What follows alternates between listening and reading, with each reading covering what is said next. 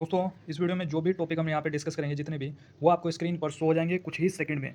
तो दोस्तों ये निम्मी एनएसक्यू लेवल 5 बुक से हम इस डाटा को कवर कर रहे हैं और आज की इस वीडियो में आप देखिए शार्पनिंग ऑफ चीजल। ठीक है, तो डिस्कस करते हैं फटाफट। Chisel will become blunt due to use, यानी लगातार उपयोग करने के कारण जो है जो चीजल है यानी छेनी जो होती है वो मंद पड़ जाती है। For efficiency in chipping the chisel are to be resharp regularly. ठीक है, लगातार उपयोग के कारण जो छेनी है वो मंद पड़ जाती है और चिपिंग अच्छे से करने के लिए चीजल को पेडिस्टल ग्राइंडर पर नियमित रूप से फिर से तेज किया जाता है। ठीक है, रीशार्प किया जाता है। Chisel are sharpen on grinding machine, grinding machine की सहायता से ग्राइंडिंग मशीनों पर चीजल को तेज किया जाता है, शार्प किया जाता है। बात समझ में आई कि नहीं भाई? लगातार जब उपयोग हो रहा है चीजल का तो चीजल की जो धार है वो मंद पड़ मतलब ब्लंट हो जाता है। ठीक है, ब्लंट मतलब मंद पड़ जाती है, शार्प नहीं होती। फिर क्या होता है, चीजल को अच्छे से जो है चीजल को अच्छे से करने के लिए मतलब धार को तेज करने के लिए पेडिस्टल ग्राइंडर पर नियमित रूप से फिर से रीशार्प किया जाता है। ठीक है, क्लियर हो चुका है। आगे देखिए यहाँ पे ये है आपका ग्राइंडर मशीन। देखिए ये हो गया आपका कूलेंट कंटेनर, ये हो गया टूल रेस्ट जिस पर टूल को रखा जाता है, और ये हो गया आपका ये है कोर्स व्हील। ठीक है, कोर्स व्हील है ये वाला, और ये होता है आपका फाइन व्हील। दो व्हील लगे होते हैं इसमें। दूसरा आपका व्हील गार्ड, ये व्हील गार्ड लगा होता है, और ये होता है आपका स्क्रीन, गूगल स्क्रीन है। यहाँ पे देखिए दोस्तों, यहाँ पे देखिए after regrinding many time the cutting edge become too thick, यानी कई बार फिर से ग्राइंडिंग करने के बाद काटने वाले जो किनारे हैं, कटिंग एज है जो हैं वो बहुत मोटे हो जाते हैं। Such chisel are unsuitable for re sharpening. ठीक है, they should be forge and brought to safe before grinding. कह रहा है कई बार फिर से ग्राइंडिंग करने के बाद जो कटिंग एज हैं वो बहुत मोटे हो जाते हैं। ऐसी चीज़ें पुनः तेज करने के लिए उपयुक्त है, और ग्राइंडिंग करने से पहले उन्हें क्या किया जाता है, उन्हें फोर्ज किया जाता है। ठीक है, ब्रॉट सेफ बिफोर। ठीक है, इन हिंदी वाली बुक में लिखा हुआ है जाली और आकार में लाया जाता है। तो भाई आप लोग इंग्लिश में देखिए कि they should be forced, forge, brought, brought to safe before grinding. Grinding करने से पहले ये चीज़ें की जाएंगी, फोर्ज किया जाएगा, ब्रॉट सेफ की जाएगी। ठीक है, क्लियर है कि नहीं? देखिए यहाँ पे देखिए ये चित्र इन्होंने दर्शाया यहाँ पे। मान लीजिए ऐसा एज था, मोटा था, जब इसको ग्राइंड किया गया तो ये एज बन गया यहाँ पे। ठीक, देखिए यहाँ पे become commencing grinding the following procedure should be observe. Grinding शुरू करने के लिए निम्नलिखित प्रक्रिया का पालन किया जाना चाहिए। कौन सी? इस बॉक्स में क्या बातें लिखी हुई हैं? Ensure the wheel guard are in place and are securely fasten. यह सुनिश्चित करें कि व्हील गार्ड यथा स्थान पर हो, व्हील गार्ड जो है यथा स्थान पर हो और मजबूती से बंधा हो।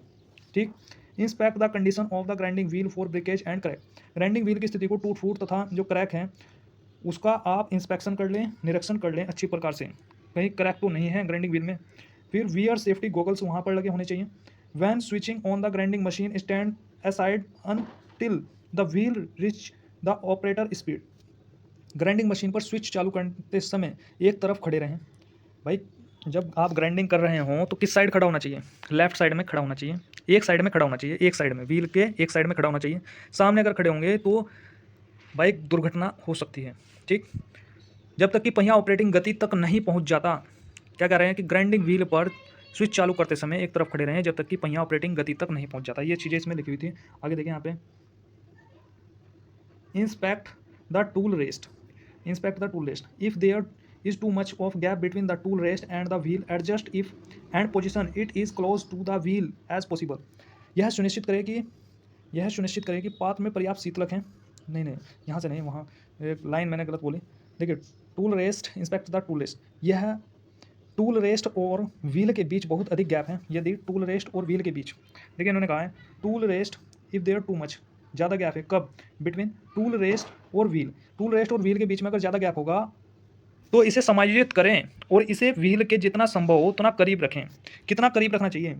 टूल रेस्ट और व्हील के बीच में कितना गैप रखा जाना चाहिए वो इन्होंने चित्र के माध्यम से बताया। 2 mm का गैप रखा जाना चाहिए। क्वेश्चन भी बनता है यहाँ से, एक क्वेश्चन फिक्स है कि टूल रेस्ट और व्हील के बीच में गैप कितना रखना चाहिए, तो 2 mm। ये टूल रेस्ट है यहाँ पे चित्र में आप देख पा रहे होंगे। आगे देखिए यहाँ पे, ensure that there is sufficient coolant in container. यह सुनिश्चित करें कि जो पात्र है उसमें पर्याप्त कूलेंट होना चाहिए। वाइल ग्राइंडिंग टूल रेस्ट, नहीं while grinding rest the body of the chisel on the tool rest. ठीक है, and alloy the point two touch the wheel. ठीक, इसने बात कही है कि ग्राइंडिंग के समय जो चीजल हैं, चीजल की जो कार्य हैं, हाँ कार्य मतलब चीजल को या जॉब को, भाई हिंदी में बात समझ में नहीं आई, इंग्लिश में ही देखना पड़ेगा। देखिए जब ग्राइंडिंग हो रही है while grinding, rest the body of the chisel, chisel की बॉडी को रेस्ट करने के लिए टूल रेस्ट का प्रयोग कर रहे हैं, ठीक। ऑन द टूल रेस्ट का प्रयोग कर रहे हैं, ठीक है। And alloy the point two touch the wheel, wheel से टच करना चाहिए पॉइंट को, चीजल के पॉइंट को। आप देख पा रहे होंगे चीजल की बॉडी को रेस्ट किया जा रहा है यहाँ पे टूल रेस्ट पर, और जो पॉइंट है पॉइंट को टच किया गया है व्हील से, ठीक है भाई। यहाँ पे देखिए दोस्तों अगली लाइन में, rock the point slightly on both side in an arc to provide a slight convexity at the cutting edge, this will help to avoid digging in the side while chipping. Very most important है दोस्तों। देखिए क्या रहा है कि एक किनारे में दोनों किनारों पर रोक the point slightly both side in arc, दोनों साइड क्या है किनारों को, दोनों किनारों पर बिंदु को थोड़ा थोड़ा काटें, to provide a slight convexity cutting edge, काटने से छोर पर थोड़ी सी उत्तलता प्रदान की जाती है, यानी जो पॉइंट है वहाँ पर थोड़ी सी उत्तलता प्रदान की जाती है, छेनी के जो पॉइंट है उस पर थोड़ी सी उत्तलता प्रदान की जाती है। तो इससे क्या फ़ायदा होता है, उत्तलता कन्वेक्सिविटी जो प्रदान की जा रही है चीजल के पॉइंट पर, तो उसका फ़ायदा क्या है। तो वेरी देखिए यहाँ पे ये वेरी मोस्ट इंपॉर्टेंट है। तो इसमें हेल्प मिलती है कि यह चिंपिंग करते समय avoid digging in the side से धंसने से रोकता है ये, ठीक है।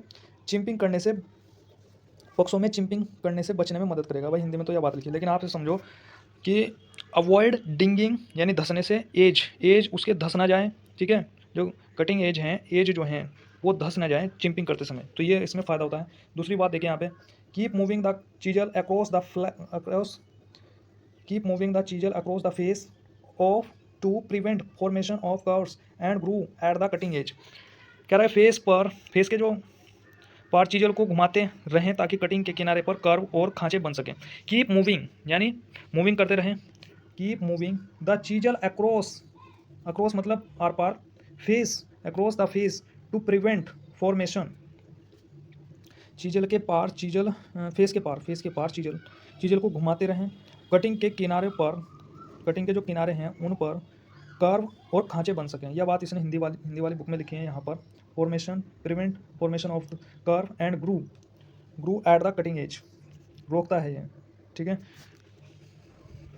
ताकि कटिंग के किनारे पर कर्व और खांचे बन सके। यह बात इसने लिखी है, ठीक भाई। आगे देखिए, dip the chisel frequently in the coolant to avoid overheating will draw the temper of the chisel.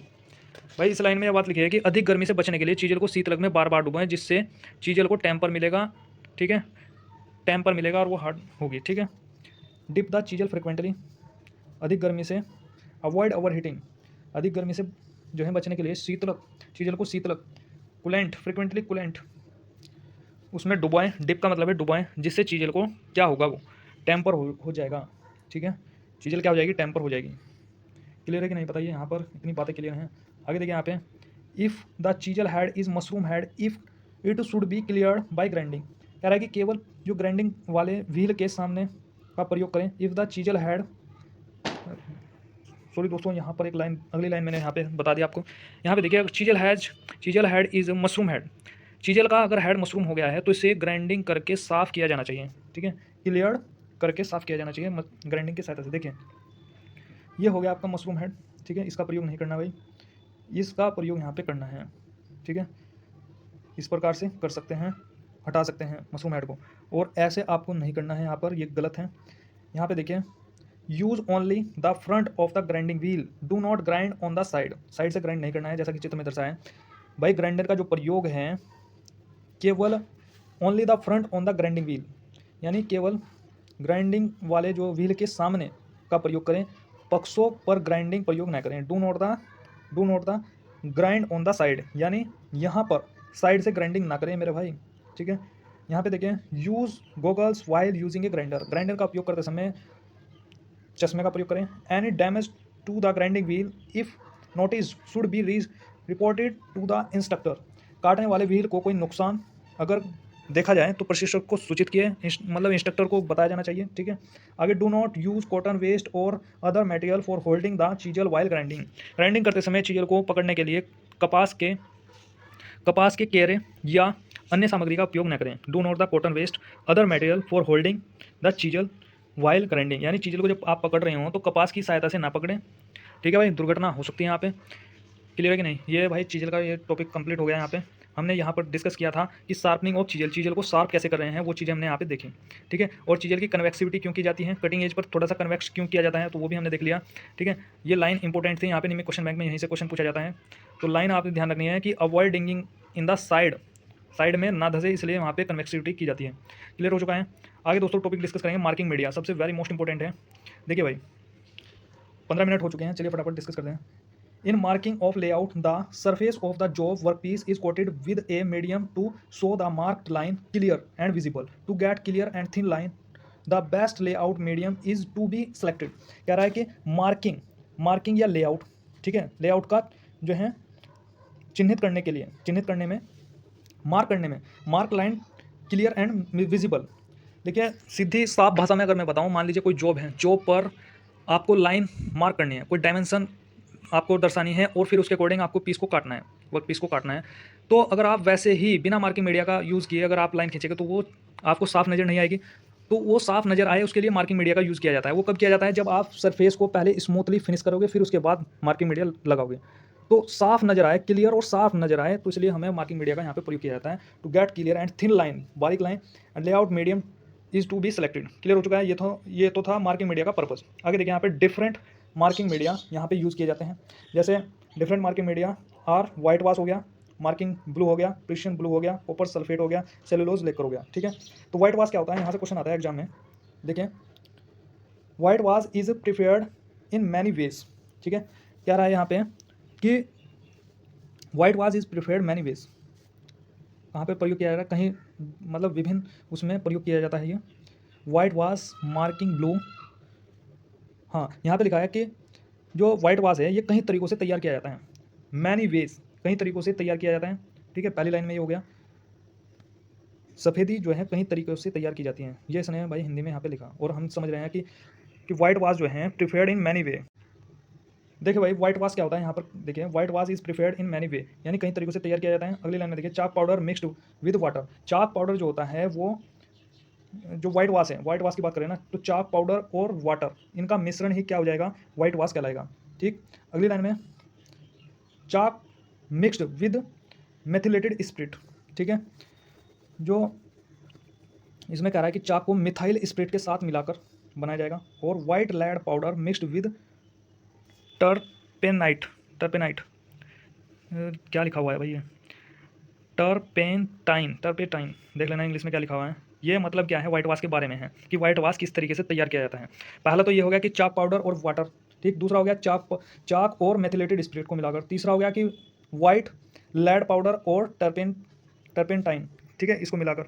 और यहाँ पर अगला देखिए white wash is applied rough forging casting oxide surface. ये वेरी मोस्ट इंपॉर्टेंट है कि चाक पाउडर का प्रयोग कहाँ पर किया जाता है, रफ फोर्जिंग कास्टिंग और ऑक्साइड सरफेस पर इसका प्रयोग किया जाता है। अगली लाइन में देखिए भाई white wash is not recommended for work piece of high accuracy. Chalk powder का प्रयोग कहाँ पर नहीं किया जाता, तो इसका प्रयोग नहीं किया जाता है, हाई एक्यूरेसी में इसका प्रयोग नहीं किया जाता है। यहाँ से भी क्वेश्चन आता है। आगे देखिए मार्किंग ब्लू। मार्किंग ब्लू क्या आता है, एक chemical dye blue based colour mixed with methylated spirit use for marking on work piece which are reasonably machine surface. एक रासायनिक डाई नीले रंग का मेथिलेटेड स्पिरिट के साथ मिलाया जाता है जो वर्क पीस पर यानी मार्किंग के लिए उपयोग किया जाता है। जो क्या है, यथोचित मशीन सतह होती हैं यानी मशीन सरफेस होती हैं उन पर, वहाँ पर इसका प्रयोग किया जाता है। यानी मशीन सरफेस पर किसका प्रयोग किया जाएगा, मार्किंग ब्लू का प्रयोग किया जाएगा। क्लियर हो चुका है। एक क्वेश्चन यहाँ से बनेगा कि मशीन सरफेस पर कहाँ पर, मशीन सरफेस पर किस मार्किंग मीडिया का प्रयोग करते हैं, तो मार्किंग ब्लू का प्रयोग करते हैं। कैसे बनाया जा रहा है ये डाई केमिकल होता है, डाई नीले रंग का chemical dye blue based colour mixed होता है मेथिलेटेड स्पिरिट के साथ, इस तरीके से ये तैयार किया जाता है। आगे देखिए प्रिशियन ब्लू क्या होता है भाई, this is used on field machine और फिनिश्ड सरफेस। ये लाइन देख लेना, जहाँ पर भी ये लाइन मिलेगी तो वहाँ पर क्या हो जाएगा, प्रिशियन ब्लू हो जाएगा। देखिए फील्ड और मशीन फिनिश्ड सरफेस, वहाँ पर किस मार्किंग मीडिया का प्रयोग किया है, प्रिशियन ब्लू का प्रयोग किया जाएगा। This will give very clear line, very clear line के लिए किसका प्रयोग किया जाएगा, किस मार्किंग मीडिया का प्रयोग किया जाएगा, Prussian blue. But take more time for drying. कौन सा मार्किंग मीडिया अधिक देरी में सूखता है, तो प्रिशियन ब्लू वहाँ पर राइट आंसर होगा। Then the other marking media, यानी अन्य मार्किंग मीडिया की अपेक्षा ये जो मार्किंग मीडिया है प्रिशियन ब्लू, ये सूखने में अधिक समय लेता है। ठीक है भाई, इस प्रकार से देख सकते हैं white wash surface. Okay clear है, बताइए। आगे देखिए यहाँ पे कॉपर सल्फेट, ये क्या होता है भाई, कॉपर सल्फेट के बारे में भी देखेंगे। The solution is prepared by mixing copper sulphate. Mixing copper sulphate water and a few drop of nitric acid. यानी कॉपर सल्फेट क्या होता है, किसका मिश्रण, किसका मिक्सिंग होता है, ये वाटर होगा, ठीक, and a few drop of nitric acid, कुछ बूंदे होंगी नाइट्रिक एसिड की, उसको मिलाकर ये बनाया जाएगा। The copper sulphate is used on field और मशीन फिनिश्ड सरफेस, फील्ड और मशीन फिनिश्ड सरफेस, ठीक है। इसमें भी वही लाइन लिखी है जो प्रेशन ब्लू में थी। Copper sulphate stick to the finished surface well, यानी यहाँ पे एक बात लिख दी है इसने अलग, ठीक है। पहले तो यह हो जाएगा कि कॉपर सल्फेट को पानी के साथ मिलाकर इसमें कुछ बूंदे नाइट्रिक एसिड की मिलाकर घोल को तैयार किया जाता है। कॉपर सल्फेट का जो प्रयोग है वो फाइल की गई और मशीन की गई सतहों पर किया जाता है। कॉपर सल्फेट परिष्कृत की गई सतहों पर अच्छी तरह से चिपक जाता है, ठीक है। कॉपर सल्फेट जो होता है फिनिश की गई जो सतह है, परिष्कृत की गई जो सतह है, उन पर अच्छी प्रकार से चिपक जाता है। यहाँ तक बात क्लियर है। यहाँ पर एक क्वेश्चन ऐसे पूछ लेगा कि कौन सा मार्किंग मीडिया सतह पर अच्छी प्रकार से चिपक जाता है, तो हो जाएगा copper sulphate. Copper sulphate need to be handle carefully, किस मार्किंग मीडिया को केयरफुली हैंडल किया जाता है, या कॉपर सल्फेट का प्रयोग, मतलब कॉपर सल्फेट का प्रयोग केयरफुली क्यों किया जाता है, ठीक है, हैंडल केयरफुली क्यों किया जाता है कॉपर सल्फेट का प्रयोग। तो अगली लाइन में लिखा है एज इट इज़ पॉइजनस, क्योंकि यह जहरीला होता है। दूसरा क्वेश्चन इस प्रकार से भी पूछा जा सकता है, कौन सा मार्किंग मीडिया जहरीला होता है, तो कॉपर सल्फेट होता है। आगे, copper sulphate coating should be dried before commencing marking as otherwise the solution में। कॉपर सल्फेट जहरीली होती है, इसलिए इसके रख रखाव में बहुत सावधानी रखनी होती है, ठीक है भाई। और मार्किंग के पहले कॉपर सल्फेट के लेप को अच्छी तरह से सुखा लेना चाहिए, अथवा जो घोल है वो मार्किंग टूल में चिपक सकता है, ठीक है, मार्किंग टूल में चिपक सकता है। क्लियर है। ये हो गया सरफेस कोटेड विद प्रेशन ब्लू। अगली लाइन में stick on the instrument use for marking, ठीक है, वही बात लिखी है कि जो चिपक सकता है इंस्ट्रूमेंट में चिपक सकता है। सेलुलोज लेकर ये क्या होता है, this is a commercially available marking media, यानी यह जो मार्किंग मीडिया है कमर्शियली मार्किंग मीडियम, यानी व्यावसायिक रूप से उपलब्ध माध्यम है, ठीक है, मार्किंग मीडियम है। कौन सा मार्किंग मीडिया व्यावसायिक रूप से मार्किंग मीडियम है, तो क्या है, सेलुलोज लेकर। अगली लाइन जो मोस्ट इंपॉर्टेंट है, it is made in different colour, कौन सा मार्किंग मीडिया अनेक रंगों में पाया जाता है, तो ये हो जाएगा सेलुलोज लेकर। एंड ड्राई वेरी क्विकली, कौन सा मार्किंग मीडिया बहुत जल्दी सूख जाता है, तो सेलुलोज लेकर। यहाँ से क्वेश्चन ये आएगा। बॉक्स में क्या बात लिखी हुई है, बॉक्स को देख लेते हैं। बॉक्स में लिखा हुआ है कि जांच की परिशुद्धता जो है, जांच कार्य यानी जो परिशुद्धता है वो सतह परिष्करण यानी सरफेस नायर के अनुसार मार्किंग मीडिया का जो चयन किया जाता है, ठीक। वर्तमान दिनों में उपयोग किए गए मार्किंग मीडिया एरोसोल कंटेनर में आसानी से उपलब्ध हैं, जिन्हें किसी भी सतह पर छिड़काव करके लागू किया जा सकता है, जिसे मार्किंग की आवश्यकता होती है, जैसे ड्राई स्याही, ठीक। यहाँ पर इसने लिखा है जैसे ड्राई स्याही चिन्ह करने के लिए रेडीमेड समाधान है, जो स्टिक आयामों और स्पष्ट दृश्यों रेखाओं को चिन्हित करने के लिए त्वरित सुखाने और पतली परत है। इसके अलावा स्याही मार्कर पेन अलग अलग प्रकार के उपलब्ध हैं, जो जल्दी सूखते हैं और धातु लकड़ती है और प्लास्टिक के छोटे छोटे वर्कपीस के लिए उपयोग किए जाते हैं। क्लियर हो चुका है कि नहीं। इसमें मैं आपको केवल हिंदी से बता दिया हूँ, वीडियो रोक करके समझ लेना, ठीक। अगला है सरफेस प्लेट को डिस्कस करेंगे, यहाँ पे कंप्लीट हो चुका है टॉपिक, ठीक। सरफेस प्लेट एक पेज का है, फटाफट डिस्कस कर लेते हैं। सरफेस प्लेट देयर नेसेसिटी, यानी आवश्यकता क्या है सरफेस प्लेट की। When accurate dimensional feature are to be mark, यानी जब परिशुद्ध वीएमए, ठीक है, डायमेंशन को मार्किंग करना हो तो यह आवश्यक है, ठीक है, यह आवश्यक है। It is essential to have a datum plane with a perfectly flat surface, यानी यह आवश्यक है कि डेटम तल पूर्णतः समतल सतह हो, डेटम जो सरफेस है वो पूर्णतः समतल हो। Marking using datum surface which are not perfectly flat will result in dimensioning inaccuracy. अगर भाई क्या होगा, असमतल सतह होगी ना, असमतल सतह को डेटम मानने से विमाएं गलत हो सकती हैं, ठीक है भाई। देखें, असमतल सतह को डेटम मानने से विमाएं क्या होगी, गलत हो जाएंगी। और मशीन शॉप के कार्यों के लिए सबसे अधिक प्रचलित डोटम सतह, जो डोटम सतह है वो समतल प्लेट एवं मार्किंग टेबल है, ठीक है, समतल प्लेट और मार्किंग टेबल है। यहाँ इसने क्या बात लिखी है, नीचे देखते हैं एक बार। कह रहा है कि marking using datum surface which are not perfectly flat will result in dimensioning inaccuracies. कह रहा है कि अगर डेटम सरफेस परफेक्टली फ्लैट अगर नहीं होगी तो फिर क्या होगा, रिजल्ट क्या हो जाएगा, डायमेंशनल इनएक्यूरेसीज, यानी विमाएं गलत हो जाएंगी। The most widely use datum surface in machine shop में कार्यों में सबसे अधिक जो प्रचलित जो डोटम सरफेस हैं, जो datum surface work are the surface plate. तो क्या है, सबसे प्रचलित जो डोटम सरफेस है वो है आपकी सरफेस प्लेट। क्या है, surface plate and marking table, ये दो जो हैं ये डोटम सरफेस प्रदान करती हैं, ठीक है, इसलिए इनका प्रयोग किया जाता है, सबसे अधिक प्रचलित हैं। ओके, आगे देखते हैं। यहाँ पे ये आप देख सकते हैं, चित्र हैं, वीडियो को रोक करके देख लेना भाई, आगे चलते हैं फटाफट। Surface plate are material and construction है, इसके बारे में। Surface plate are generally made of good quality cast iron किसकी बनी होती है, यहाँ से एक क्वेश्चन फिक्स है। सरफेस प्लेट जो होती है किसकी बनी होती है, गुड क्वालिटी कास्ट आयरन। आगे देखिए, which are stress relieve to prevent distortion, यहाँ पे है कि जिसमें विरूपण से बचने के लिए प्रतिबल दूर कर लिया जाता है। ये कास्ट आयरन से ही क्यों बनाई जाती हैं कि which are stress relieved prevent distortion, prevent distortion होता है इसमें, इसलिए ये कास्ट आयरन की बनाई जाती है। प्रिवेंट डिस्टोर्सन, ये लाइन ध्यान रख लेना भाई, निम्न क्वेश्चन बैंक की लाइन है। The work surface is machine and scrap, ठीक है, कह रहा है कि जॉब की जो सतह है वो मशीन करके स्क्रैप की जाती है। The underside is heavily ribbed to provide rigidity, ribbed क्यों प्रदान की जाती है, क्योंकि प्रोवाइड रिजिडिटी प्रदान करती है, इसलिए रिब का प्रयोग किया जाता है, हैवी रिब इसमें प्रदान की जाती है। ठीक है भाई, एक बारी मैं हिंदी में बता देता हूँ। समतल प्लेट यानी सरफेस प्लेट प्राय अच्छी किस्म की ढलवे लोहे की बनाई जाती है, जिसमें विरूपण यानी डिस्टोर्शन से बचने के लिए प्रतिबल दूर कर लिया जाता है, स्ट्रेस दूर कर लिया जाता है, और ठीक है, स्ट्रेस रिलीव कर दिया जाता है। और कार्य सतह यानी वर्क जॉब की जो सरफेस है उसको मशीन करके स्क्रैप कर लिया जाता है। और दृढ़ता प्रदान करने के लिए यानी रिजिडिटी प्रदान करने के लिए अंदर की तरफ भारी रिब्स बना दी जाती हैं, जिनको वेब कहते हैं। क्या कहते हैं, वेब कहते हैं। ठीक है भाई, जिनको वेब कहते हैं, रिब को क्या कह रहे हैं, वेब कहते हैं। देख लेना, एक बार चित्र में दिखा देता हूँ। हैवीली रिब्ड अंडर साइड, ठीक है, कास्ट आयरन सरफेस प्लेट। आगे देखिए यहाँ पे, for the purpose of the studies steadiness and conventions in levelling a 3 point surface suspension is given, समतल करने में समानता एवं सुगमता के लिए 3 बिंदुओं पर सस्पेंशन दिए जाते हैं, आलम दिए जाते हैं।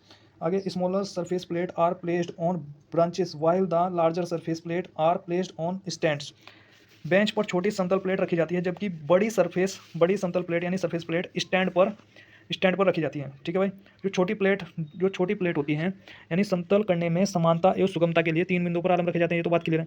और बेंच पर छोटी समतल प्लेट रखी जाती है, बेंच पर क्या रखी जाती है, छोटी समतल प्लेट सरफेस प्लेट, और बड़ी जो सरफेस प्लेट होगी वो स्टैंड पर रखी जाती है। इतनी बात क्लियर है कि नहीं।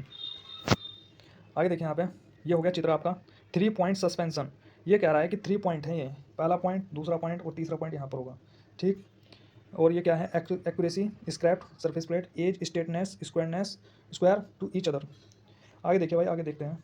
Other material used, granite is also used for manufacturing surface plate, सबसे मोस्ट इंपॉर्टेंट, सरफेस प्लेट बनाने में ग्रेनाइट का भी प्रयोग किया जाता है, ग्रेनाइट की भी सरफेस प्लेट होती है। आगे, granite is a dense and stable material, ये कैसा मटेरियल होता है, ग्रेनाइट जो मटेरियल होता है ये सघन यानी डेंस एवं अस्थायी पदार्थ होता है। ठीक है, स्टेबल मटेरियल यानी स्थायी पदार्थ। Surface plate made of granite retain their accuracy even if the surface is scratched but are not form on other surface. देखिए, दोबारा से मैं बता रहा हूँ, यानी सरफेस प्लेट बनाने में ग्रेनाइट का प्रयोग किया जाता है, और ग्रेनाइट जो होता है वो सघन यानी डेंस एवं अस्थायी यानी स्टेबल पदार्थ होता है। ग्रेनाइट से निर्मित सरफेस प्लेट अपनी परिशुद्धता बनाए रखती है, ठीक है, इसलिए इसको ग्रेनाइट से बनाया जाता है। चाहे समतल प्लेट यानी सरफेस प्लेट पर खरोंच पड़ जाए तो इन सतहों में रेसे नहीं उभरते, वेरी मोस्ट इंपॉर्टेंट, बर वगैरह नहीं आती हैं, अगर इन पर खरोंच भी आ जाए, स्क्रैचेस भी आ जाएं, तब भी इन पर कोई प्रभाव नहीं पड़ता है, burr are not form on the surface. आगे, classification and uses, surface plate use for machine shop में किया जा रहा है। Work are available in 3 grade, surface plate कितने ग्रेड में पाई जाती है, ग्रेड 1 हो गया, ग्रेड 2 हो गया, ग्रेड 3 हो गया, 3 ग्रेड में पाई जाती हैं। The grade 1 surface plate is more acceptable than the other 2 grade, जो ग्रेड 1 होता है ये ज़्यादा एक्सेप्टेबल होता है, ठीक है, ग्रेड 1 अधिक एक्सेप्टेबल है, अधिक मान्य है अदर 2 ग्रेड की अपेक्षा, 2 और 3 ग्रेड की अपेक्षा। स्पेसिफिकेशन क्या है, cast iron surface plate are designated by their length, breadth और grade and the Indian standard number. ठीक है, तो कास्ट आयरन जो सरफेस प्लेट हैं उनकी लंबाई, चौड़ाई, ग्रेड तथा भारतीय मानक की संख्या से वर्णित किया जाता है। ओके, यहाँ पे देखिए भाई, कास्ट आयरन सरफेस प्लेट जैसे लंबाई होगी, चौड़ाई होगी, ये लंबाई होगी, चौड़ाई होगी, फिर इसका ग्रेड हो गया, फिर IS नंबर हो गया। ये care and maintenance, clean before and after use, यानी उपयोग से पहले और बाद में साफ करें। Do not keep job on the surface plate की सतह पर काम न करें। Do not keep job on the surface plate की सतह काम न करें, यानी डू नॉट कीप रखो ना जॉब पर सरफेस प्लेट। देखना क्या है, do not keep any cutting tool on the table पर कोई भी कटिंग टूल न रखें। क्लियर हो चुका है कि नहीं, बताइए, बात क्लियर है। तो ये टॉपिक हमारे कंप्लीट हो चुके हैं। आज की इस वीडियो में हमने जो है 2-3 टॉपिक कंप्लीट किए, सरफेस प्लेट कंप्लीट किया है हमने यहाँ पे, और मार्किंग मीडिया कंप्लीट किया, 2 हो गए, और आपका ये sharpening of the chisel, 3 topic हमने कंप्लीट किए हैं। मिलते हैं दोस्तों अगली वीडियो में, ठीक है, मिलते हैं अगली वीडियो में। अभी दिखा देता हूँ अगला टॉपिक क्या होने वाला है। अगला टॉपिक होगा आपका एंगल प्लेट। ठीक है भाई, मिलते हैं अगली वीडियो में, तब तक के लिए धन्यवाद।